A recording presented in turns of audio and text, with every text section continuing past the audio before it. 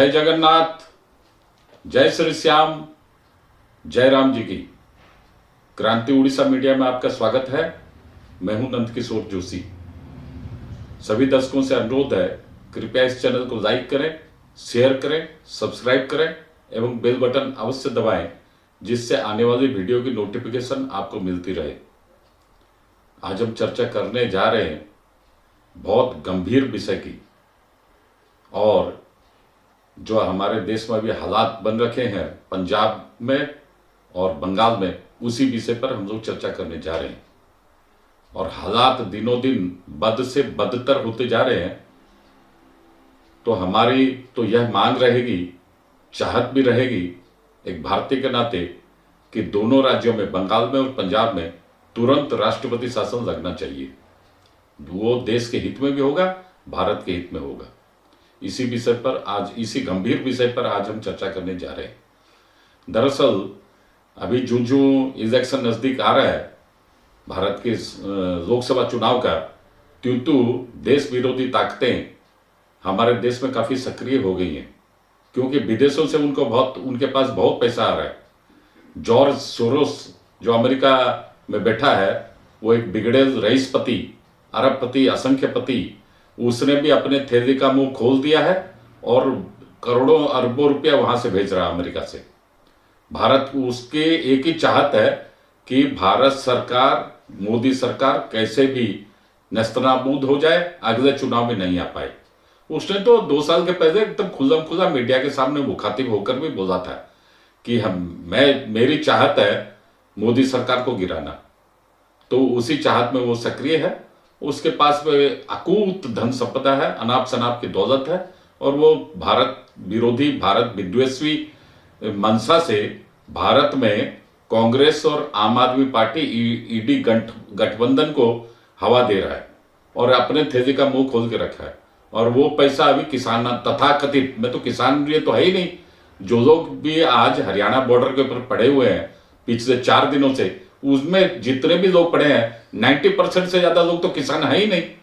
वो सारे के सारे दलाल, आड़तीय हैं, वो गुंडे, बदमाश, मवाली हैं, शराबी हैं, वो लोग हैं। सब किसान के नाम का खाली मुखौटा पहन के आए हैं ये लोग। और उनके साथ जॉर्ज सोरोस ने तो अपने पैसे के थैली खोल दी है। उसके साथ साथ चाइना के भी फंडिंग है, कनाडा से भी फंडिंग आ रखी है, और सारे के सारे खालिस्तानी तत्व वहां पर जमावड़ा किए हुए हैं, संघू बॉर्डर पर तथा हरियाणा पंजाब के अनेक अनेक बॉर्डर पर। ये लोग 4-5 दिन से वहां पर पड़े हुए हैं।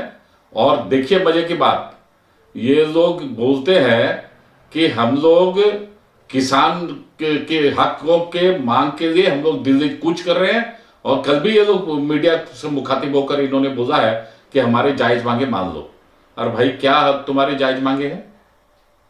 मैं आपको 2-4, वो तो दिन प्रतिदिन उनके तो मांगे बढ़ती जा रही। पहले क्या 14-15 मांगे थी, और आज हम सुन रहे हैं कि 25-30 मांगे हो गई है। उनकी जो सब मांगे हैं, उनका तो भारत सरकार के, सारे विश्व की सरकारें भी अगर मिल जाए तो उनकी कोई मांगे पूरी नहीं कर सकते इन गुंडों की। केवल किसान का नाम है, ये सब सारे के सारे गुंडे हैं। और ये लोग बोल रहे हैं क्या, 4-5 दिन से ये लोग खुलेआम सरेआम मीडिया को बाइट देकर भी बोल रहे हैं कि हमारी सारे मांगे जायज है। हमारी मांगे अगर भारत सरकार नहीं मानती है, नहीं मानने की पोजीशन में है, नहीं समर्थन करती है, तो सीधे हमें छोड़ दो, हम लोग खालिस्तान बना देंगे, हमको समर्थन करो, हम लोग खालिस्तान बना देंगे और पाकिस्तान के साथ में जाके हम लोग मिल जाएंगे, और हमारी मांगे वहां पर सारे काम हम लोग कर देंगे, मांगे भी बनवा देंगे। अरे भैया, भारत में 30 रुपया 40 रुपया किलो आटा है, पाकिस्तान में तो 600 रुपया किलो आटा है। वहां जाके क्या होगा? वहां जाके तो वहां के लोग जो है वो परेशान हो रहे हैं, वो सोच रहे हैं कैसे भारत में मिल जाए और कैसे दूसरे देशों में, विदेशों में भाग जाए, वो उसकी जुगाड़ में लगे हुए हैं। और आप बोलते हैं हमको खालिस्तान बनाने दो, हमारी मांगे मानो, नहीं तो खालिस्तान बनाने दो। हमको खालिस्तान हमारा बन जाएगा तो हमारी सारी समस्याओं का हल हो जाएगा, हम लोग पाकिस्तान के संग में मिल जाएंगे। यही तो एक्चुअली असली एजेंडा है। जो लोग ये लोग इस एजेंडे को, खालिस्तान एजेंडे को पीछे रखे हैं, सामने नाजायज मांगे मान रहे हैं किसानों के नाम पर। वो तो सामने मुखौटा है, लेकिन असली असली उनका मिशन है खालिस्तान की स्थापना।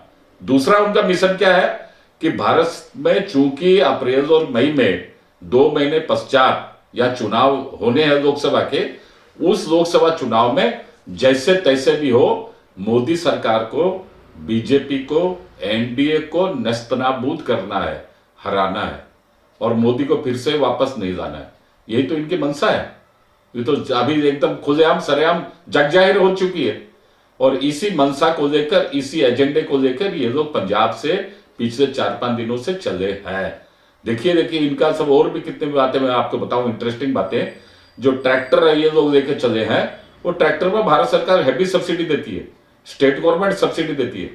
उन सैकड़ों ट्रैक्टरों को, सैकड़ों क्या हजारों ट्रैक्टरों को ये जो बख्तर बंद नुमा गाड़ी, या मैं तो यूं कहूंगा कि टैंक नुमा को गाड़ियों को बनाए हैं, टैंक नुमा।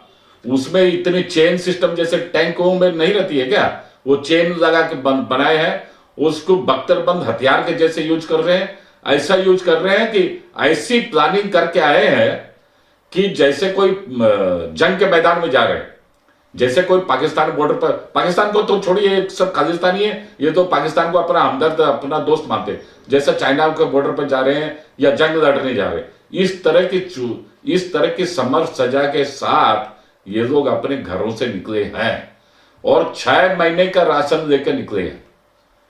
क्योंकि इनको, वो एक मारोड़ी में कहावत है, हिली हिली बांदरी गटक मती रखा है। इनको बहुत मजे आ गए हैं आंदोलन के नाम से। ये लोग जो पिछले 2 साल के पहले ये लोग जो दिल्ली में पड़े हुए थे ना, 15 महीना दिल्ली में पड़े हुए थे और केजरीवाल इनको हवा पानी दे रहा था, इनके सारे सुख सुविधा का साधन केजरीवाल मुहैया करा रहा था। कनाडा से फंडिंग हो रही थी, वो पन्नू की तरफ से, और खालिस्तानी पैसा भी आ रहा था, आईएसआई का पैसा भी आ रहा था, चाइना का पैसा भी आ रहा था, सब तरह से इनके पैसे आ रहे थे। आईएसआई पाकिस्तान एजेंसी से, चाइना से, जॉर्ज सोरोस से, खालिस्तानी वो पन्नू से, कनाडा से, सब जगह से पैसा आ रहा था। इसलिए इनको मौज लग रही थी। वो जो 15 महीना ये लोग पड़े थे दिल्ली में, खूब मौज मजलिस करते थे। रोज शाम को दारू की पार्टी हुआ करती थी और ड्राई फ्रूट्स तो मतलब भंडार था इन लोगों के पास। सैकड़ों करोड़ रुपए ये लोग उस समय फूंक दिए। और ये लोग बोलते हैं हम गरीब हैं, हम किसान हैं, हम गरीब हैं, किसान है, अन्नदाता है। अरे भैया, ना तो आप गरीब हो और किसान के, आप लोग सब आड़ती हो, दलाल हो, कि नाम किसानों का ले रहे हो। और दूसरा है, आपको क्या है, आपको तो भारत सरकार, वहां पंजाब सरकार, भारत सरकार आपको तो बिजली फ्री दे रखी है, पानी फ्री दे रखी है। वो फ्री पानी, फ्री बिजली आप इस्तेमाल करके, और पंजाब में सैकड़ों फीट तो पानी नीचे चला गया है। पानी का दोहन करके आप लोग, धरती का दोहन करके आप लोग पानी निकालते हो। पहले तो हम लोग स्कूल के समय में हम लोग पढ़ते थे कि पंजाब में बहुत गेहूं होता है, और आज के दिन तो पंजाब में जितना गेहूं होता है उससे ज्यादा धान होता है। क्यों होता है? कि उस समय आपके पास सिंचाई के साधन कम थे। आज सिंचाई के साधन अपार है और नीचे से, जमीन से आप पानी निकालते हैं क्योंकि फ्री में मिल रहा है। तो धान की खेती को ज्यादा पानी चाहिए और आपको फ्री में पानी मिल रहा है। तो आप हमारे देश में धान के भंडारों को भी, लाख लाख टन धान के भंडारों को भी भर रहे हैं। अच्छा, भारत सरकार की मजबूरी है, कांग्रेस के जमाने से चल रहा है कि सबको वो जो क्या है, फ्री में राशन मिलेगा, वो 2 रुपया 1 रुपया किलो चावल मिलेगा, ऐसा वैसा, वो कांग्रेस की जमाने से सब चल रहा है। और उसी को सारी सरकार जो भी आएगी, अभी मोदी सरकार भी उसको मानने के लिए बाध्य है, क्योंकि वो सब जो स्कीम अगर कोई बंद नहीं कर सकता है, बंद अगर कर देगा तो मुश्किल है। हमारे उड़ीसा में भी चलता है ऐसा स्कीम, फ्री में मिलता है राशन, फ्री में मिलता है चावल। तो ये जो फ्री में जो बटा, ये जो राज्य सरकारें जो फ्री में राशन पानी बांटती है, उसके लिए आप लोगों को मजा आ गया है, आनंद आ गया है। और आप लोग धान की खेती को भी लाखों टन कर रहे हो। फ्री में बिजली, फ्री में पानी करने में क्या है? और पंजाब में तो यूपी और बिहार के सारे लेबर गए हुए हैं, लेबर यूपी के बिहार के हैं। फ्री में पंजाब सरकार, भारत सरकार आपको बिजली पानी देती है और लाखों करोड़ों रुपया आप वहां पर कमाते हो और 1 रुपया इनकम टैक्स देते नहीं हो, क्योंकि एग्रीकल्चर पर इनकम 100% टैक्स फ्री है। तो आपके तो बल्ले बल्ले वैसे ही है, मौज मस्ती है। अब आपको चाहिए खालिस्तान, क्योंकि भारत सरकार तो सब दे रखी है, मौज मस्ती भी दे रखी है। अब आपको चाहिए खालिस्तान, क्योंकि सारे दिन भर पड़े पड़े क्या करेंगे, सारे काम तो आपके सेट हो रखे हैं, पड़े पड़े क्या करेंगे, खाली दिमाग शैतान का कारखाना। और ऊपर से जब फंड आ जाती है अमेरिका के जॉर्ज सोरोस से, चाइना से, पाकिस्तान ISI से, फिर और क्या करना है मतलब क्या है, ये सारी बातों से इनके सारे हो रखे हैं दिमाग खराब। और ये लोग इनको हरियाणा बॉर्डर के ऊपर, जब हरियाणा पुलिस इनको रोक रखी है पिछले 4-5 दिनों से, तो इनके तन बदन में आग लग रखी है। और ये लोग देखिए, जब ऊपर से ड्रोन से जब आंसू गैस के गोले छोड़े जाते हैं, तो उसकी काट निकालने के लिए ये लोग परसों से पतंग उड़ा रहे हैं, कि जैसे पतंग के सूते से या पतंग से ड्रोन के पंखे टकरा कर ड्रोन नीचे धरती पर आ जाएगा। लेकिन वो तुरंत वो पतंग के सूत को और पतंग को काट देता है ड्रोन, और आंसू गैस के गोले वैसे ही पड़ते हैं आसमान से। जब पड़ते हैं तो इनके आंख में लगते हैं, तो उसका भी ये लोग काट क्या निकाले हैं कि टैंकर से पानी, वहां तो पंजाब सरकार, आम आदमी पार्टी की सरकार, तो उधर से टैंकर से पानी भी भरे हुए टैंकर पानी के संगू बॉर्डर पर पंजाब में, और वहां से पानी आ जाता है। तो ये लोग सबके ऊपर पानी बौछार होती है, जैसे इनके जल्दी से जल्दी ये लोग नॉर्मलाइज हो जाएंगे और आंख से आंसू नहीं निकलेंगे। ऐसी मतलब युद्ध जैसे हालात भारत के खिलाफ इन्होंने तैयार कर रखे हैं संगू बॉर्डर पर। अरे भैया, आप बोलते हो हमको दिल्ली जाने दो, दिल्ली जाके क्या कर लोगे?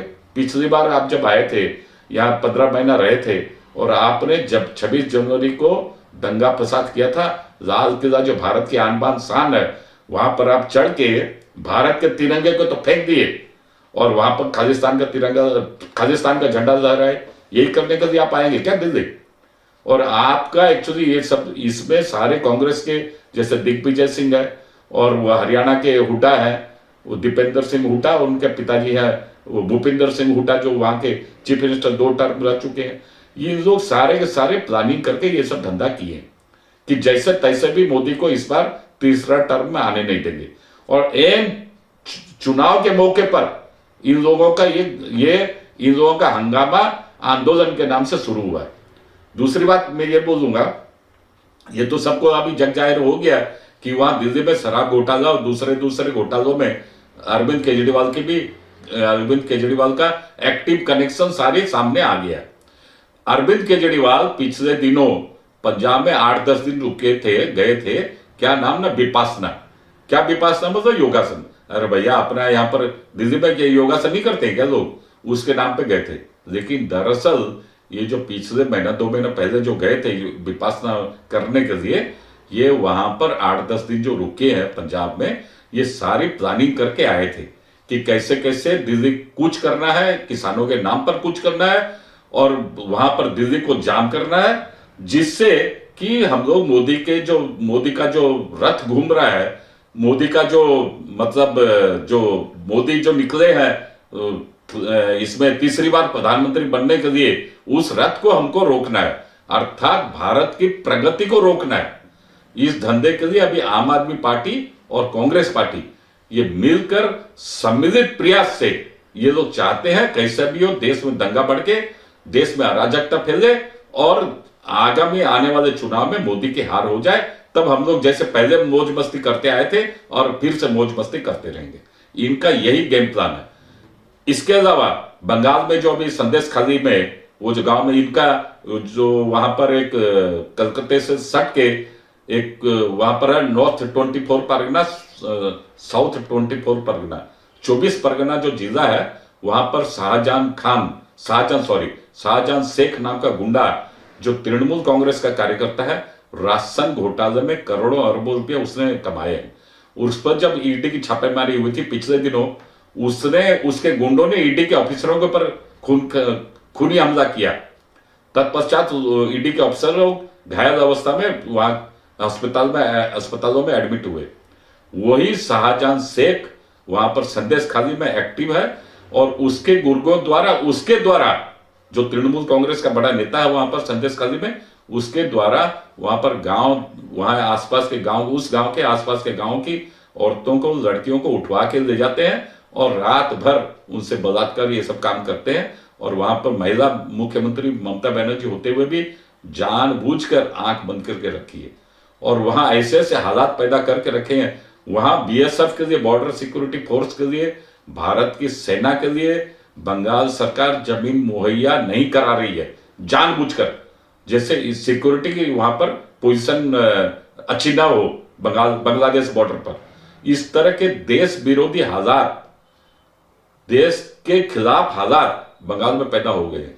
महिलाओं के खिलाफ, देश के खिलाफ वहां पर हालात ऐसे हो रखे हैं और वहां पूरी अराजकता फैल रखी है बंगाल में। इन दोनों की मतलब हालत बहुत दिन से, प्रत्येक दिनों दिन बद से बदतर होती जा रही है। पंजाब के मुख्यमंत्री क्या बोल रहे हैं, मैं उनके भी बता देता हूं। वो बोल रहे हैं कि हम कहां जाएंगे, आप पाकिस्तान बॉर्डर के ऊपर तो कांटों के तार लगा रखे हैं, हम लोग उधर नहीं जा पा रहे। इधर हम लोग दिल्ली जाएंगे तो आपने हरियाणा बॉर्डर को सील कर दिया, हम लोग जाएंगे तो कहां जाएंगे। इसलिए आप एक काम करो, हमें खालिस्तान बना दो और हम लोग अपनी समस्या का समाधान कर देंगे। अरे भैया, आपने संविधान के तहत आपने शपथ ग्रहण की थी कि आप भारत के संविधान के तहत आप काम करेंगे, कानून के हिसाब से काम करेंगे। आप तो भारत के संविधान के खिलाफ काम कर रहे हो। और नोटिस देखिए, नोटिस भिजाए हैं भारत सरकार को और हरियाणा सरकार को कि ड्रोन जो है वो जो ऊपर से जो आंसू गैस छोड़ता है, नीचे जो किसानों के नाम पर जो गुंडे हैं और उनको सब बहुत सारी समस्याएं आ रही है, वो इलीगल काम है। अरे कैसा इलीगल काम है? हमारे देश की जो व्यवस्था है उसमें एयर स्पेस जो है वो एयर स्पेस केंद्र सरकार के अधीन आता है। एयर स्पेस पर स्टेट का किसी का कोई राइट नहीं है, ना हरियाणा सरकार का, ना पंजाब सरकार का, पूरी भारत सरकार के अधीन आता है। तो एयर स्पेस में ही तो ड्रोन घूम रहा है। उसमें ये बोल रहे कि नोटिस भेजे हैं हरियाणा को और भारत सरकार को कि आपने गलत काम किया, गैर कानूनी काम किया। अर्थात इन दोनों राज्यों के हालात दिन प्रतिदिन बिगड़ते जा रहे हैं।